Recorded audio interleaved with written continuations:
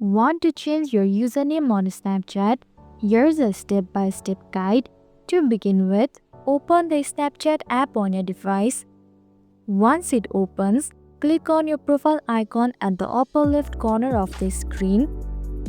After that, select the gear icon at the top right. Now from the top of the settings menu, click on My Account and choose Username. Here you will notice a Change Username option. Just click on it. Furthermore, a menu will appear. Simply tap Continue.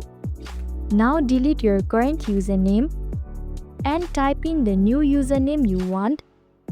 Following that, hit Next and enter your password for confirmation.